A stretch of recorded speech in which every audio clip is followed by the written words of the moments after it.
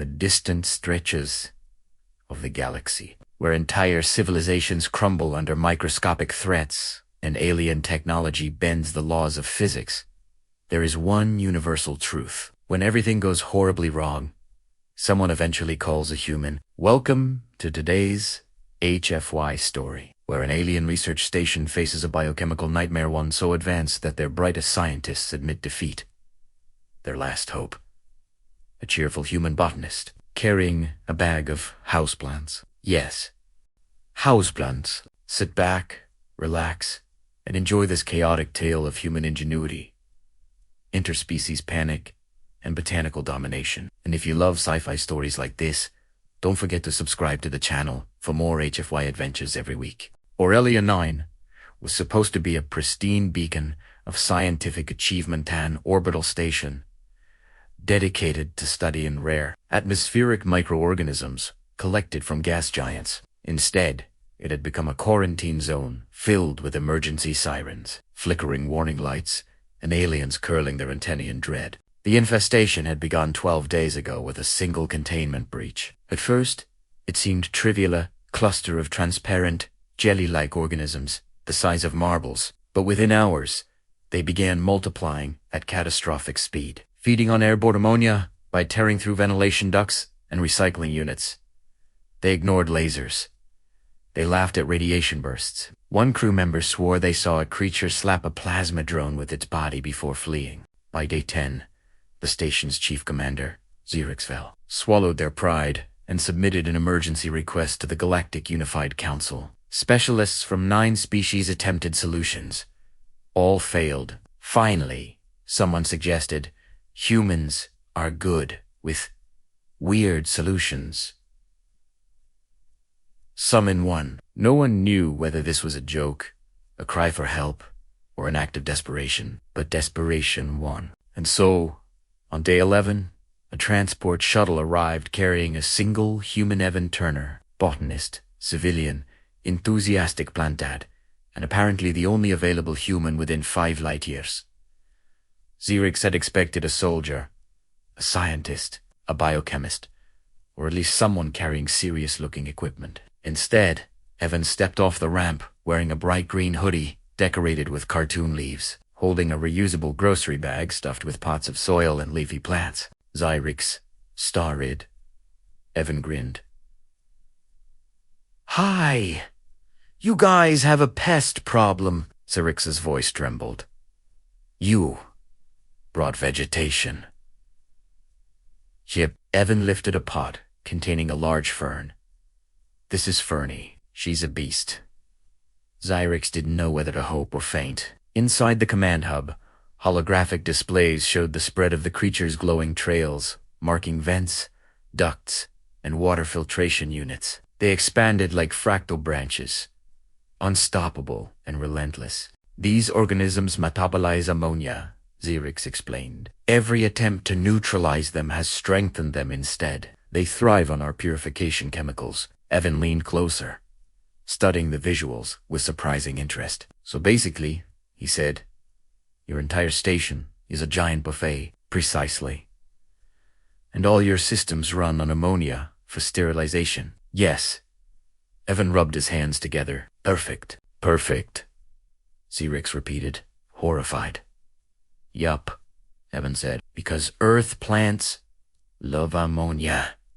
Xerx blinked all 6 eyes. "Your flora consumes dangerous atmospheric compounds."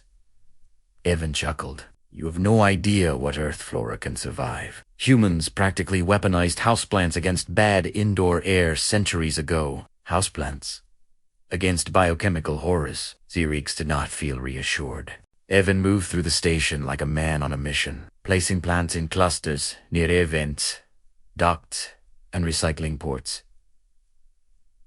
He spoke to them with casual affection. "There you go. I have a big job for you. Fernie, you're in charge here. Don't let the bugs bully you. Phil, no dying. I swear, if you start looking crispy, we're gonna fight." Alien crew members whispered among themselves. "Is he giving orders to his plants? I think he is bonding with them." Humans form emotional attachments to everything. I once met one who named their toaster. Evan set up makeshift trellises, humidity trays, and UV lamps like a botanical general fortifying a battlefield. He even duct-taped a vine to a wall. "For morale," he said. Xerix watched in a mix of bafflement and awe. "Humaturna, these are simple Earth organisms. How can they defend us?" Evan winked. "You've never seen a peace lily in a college dorm?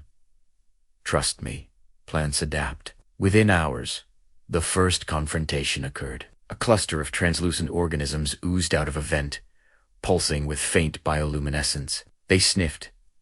The air of sniffing was what they did then. Slithered toward one of Evan's larger ferns. The fern rustled as if offended. Evan crossed his arms. "Okay, Fernie, show them who's boss." The creatures approached, hovered, then recoiled as if burned. Their bodies rippled violently before they fled back into the vent. Xerix nearly fainted. "They fear your vegetation." "Yep," Evan said proudly, patting the fern. "Plants exhale oxygen, moisture, and a bunch of chemical signals. These little guys hate that. Wrong environment. But the infestation devours ammonia. So my plants are basically cutting off their food supply. No ammonia, no party." Xerix struggled to process this. A dozen alien scientists had failed. A human with houseplants was succeeding. This was either genius or madness. Possibly, but over the next 48 hours, the station transformed. Vines snaked through corridors. Potted plants lined engineering bays. Humidity rose by 12%.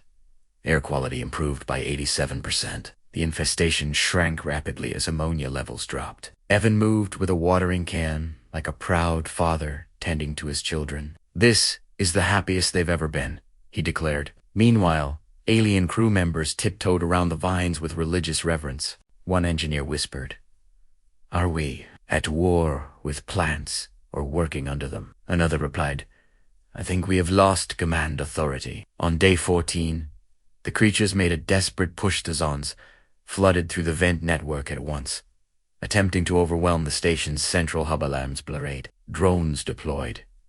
Chaos erupted. Evan, however, simply cracked his knuckles. "All right, Team Green.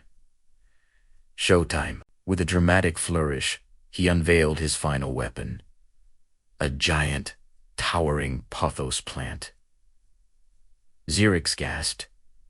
"Is that legal?" "Barely," Evan said. "This bad boy grows 3 inches a day during finals week." He placed it near the main duct. Within minutes, the invasive organisms slammed into a wall of fresh oxygen and plant pheromones. Their forms destabilized, their structures collapsed, and like sugar and water they dissolved. Silence followed. The infestation was over. Aurelianin had been saved by Earth houseplants. The station entered a new era. Air smelled strangely pleasant. Humidity was Spalivel. Perfect. Every corner had a houseplant peeking from it. Xerix approached Evan with deep respect. "Huon Turner, we owe you our lives." Evan beamed. "Told ye, plants are cool, but they keep growing." "Yes," Evan said happily. "That's what they do. We have counted 300 vines entering the cafeteria. They're probably hungry. They are drinking our coolant. They'll stop when full." Xerix swallowed hard. "Human Turner, how do we control them?" Evan blinked. "Oh, control. No, you maintain them. This is a relationship now." Word spread across the galaxy. Other stations imported their own Earth flora. Some succeeded, some regretted everything. Evan returned home a hero, unaware that an entire quadrant now worshipped pothos, vines as holy protectors. But one undeniable truth remained. Humans solved a multi-species biochemical crisis using houseplants from a grocery store. And that, the galaxy agreed, was peak HFY. Thanks for listening to this story. If you enjoyed this chaotic blend of sci-fi humor, alien panic, and human creativity. Make sure to like the video and subscribe to the channel for more HFY sci-fi adventures and original stories every week. Until next time, stay curious, stay human, and stay unpredictable.